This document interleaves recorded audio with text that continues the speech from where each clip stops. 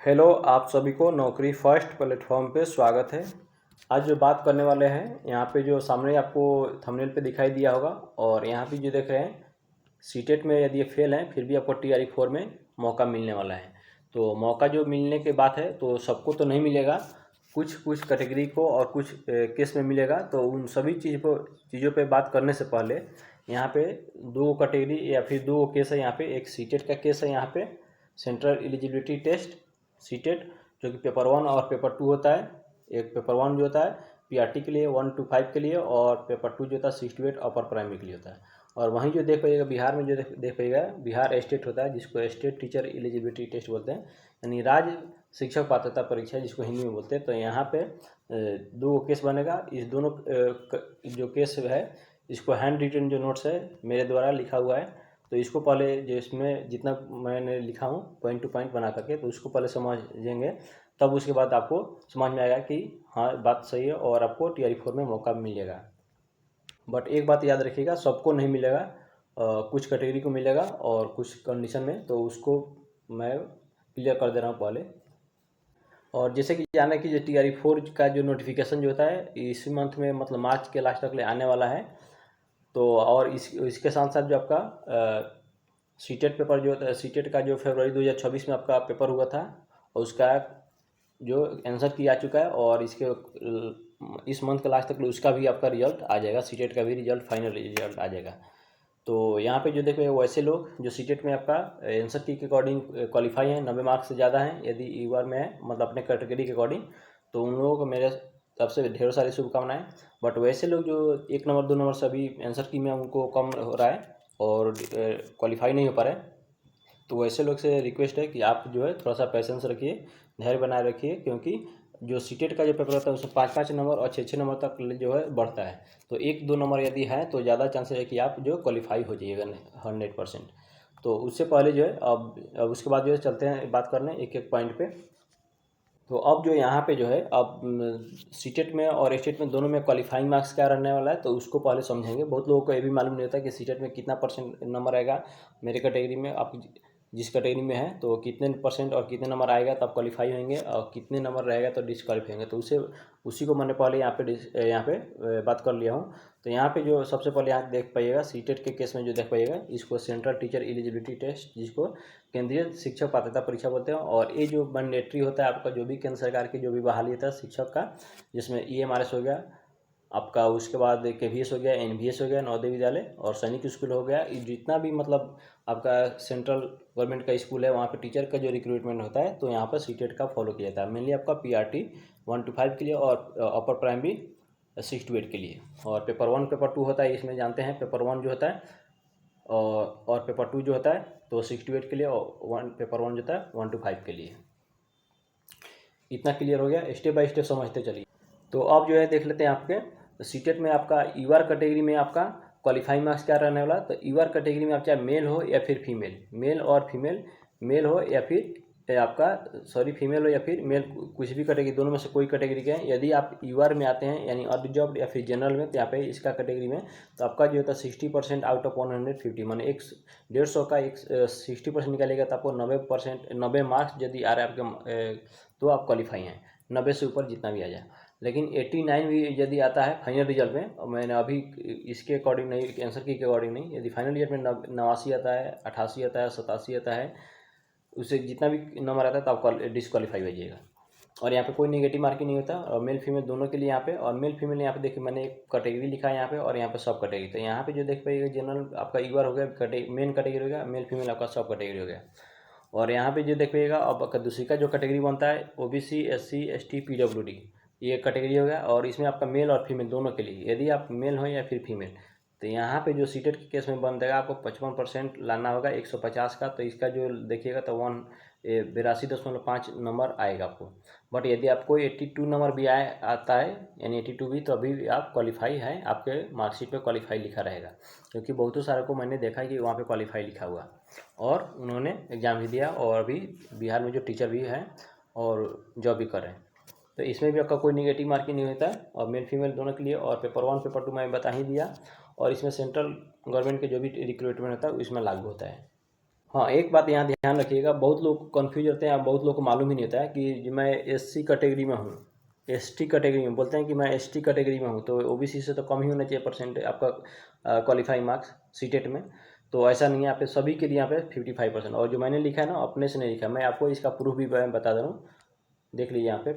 तो आपके सामने जो यहाँ पे जो मैंने क्या खोला है, इन्फॉर्मेशन बुलेटिन, यहाँ पे सीटेट फरवरी 2026 का यहाँ पे एडवर्टाइजमेंट है यहाँ पे।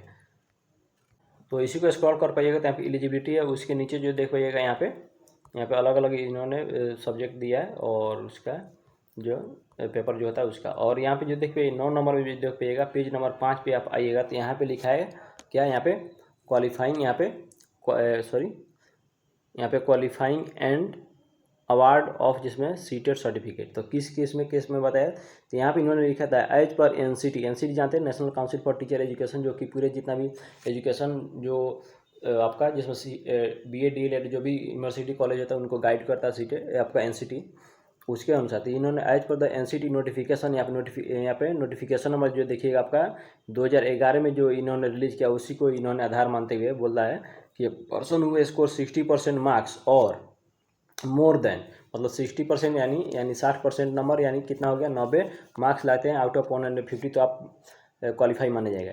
या फिर in the TET exam will be consider as TET pass, ठीक है। तो यहाँ पे कौन कौन सा केस में, एक होता है स्कूल मैनेजमेंट, जिसमें गवर्नमेंट आ जाएगा, लोकल बॉडी जाएगा, या फिर गवर्नमेंट एडेड जो भी होता है, अनएडेड होता है, उसको यदि कंसीडर करता है कि यदि ओबीसी SC ST को या फिर डिफरेंटली एबल PWD कैटेगरी को यदि कुछ उनको रिजर्व यहाँ पे account with their extent reservation policy, यदि रिजर्वेशन पॉलिसी के अकॉर्डिंग यदि उसमें कुछ डिस्काउंट भी दे दें, जब 60% तो इन्होंने बोला कि कम से कम आना चाहिए एनसीटी के अकॉर्डिंग, यदि यहाँ पे 60% आए तो क्वालिफाई है। बट यदि आप कोई दूसरा स्टेट है या फिर राज्य है वो अपना टेट लेता है, तो उसमें यदि इसमें से ये उसको 40% रख दे या 30% रख दे या फिर 55% रख दे, जितना भी परसेंट रख दे वो अपने अकॉर्डिंग, बस 60% से ज़्यादा नहीं रख सकता है, तो वो लोग क्वालिफाई मानेंगे। तो इसी के आधार मानते हुए देखिएगा, अब यहाँ पे इसी को जो है आधार मानते हुए यहाँ पे आपके बिहार सरकार में जो स्टेट होता है यहाँ पे, तो सब कैटेगरी के लिए अलग अलग यहाँ पे इन्होंने क्वालिफाइंग मार्क्स रखा है, जिसमें 50% रखा है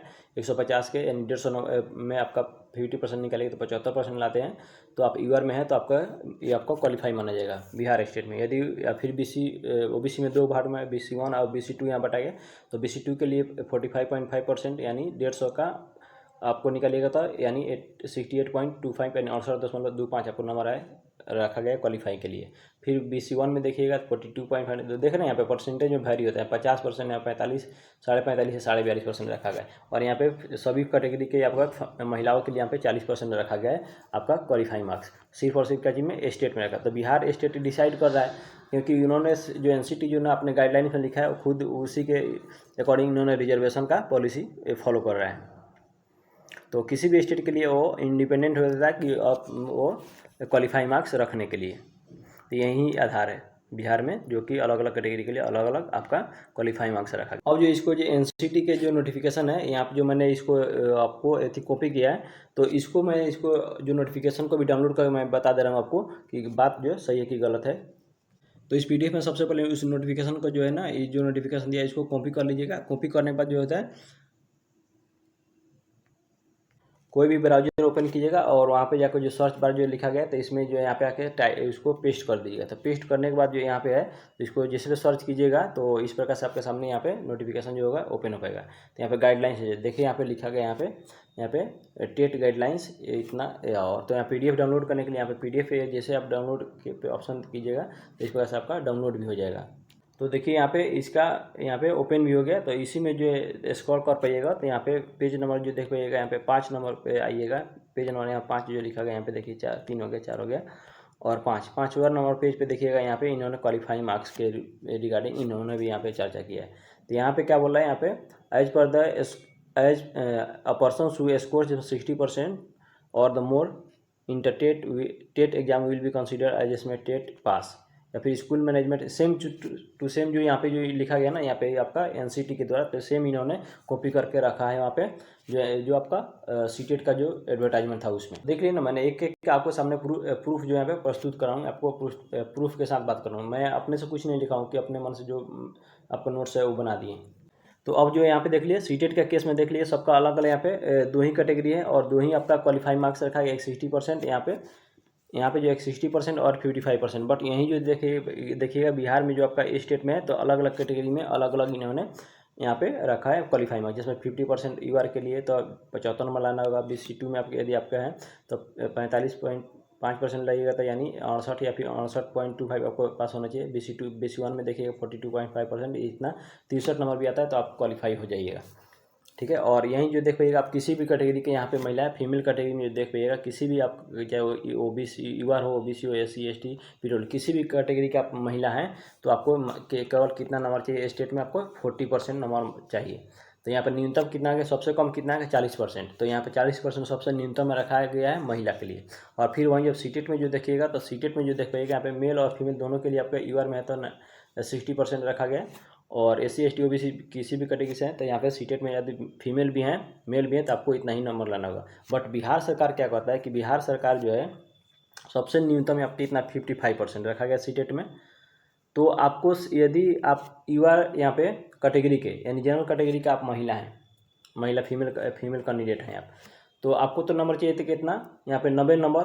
बट आप बिहार के निवासी हैं, सिर्फ और सिर्फ बिहार की महिलाओं पर यहाँ पर लागू होता है। तो बिहार की यदि महिला हैं और आपको सीटेट में यदि 55% यानी 82 यानी 82 नंबर या फिर 82.5 नंबर से लेकर के 90 के बीच में आप आते हैं, यदि आपके मार्कशीट में डिसक्वालीफाई लिखा गया है, डिसक्वालीफाई यहाँ पे लिखा गया है, क्यों लिख दे रहा हूँ, डिसक्वालीफाई लिखा गया है, फिर भी आपको यहाँ पे TRE 4 में सम्मिलित किया जाएगा, क्योंकि इसके पहले TRE 1, 2, 3 में हो चुका है।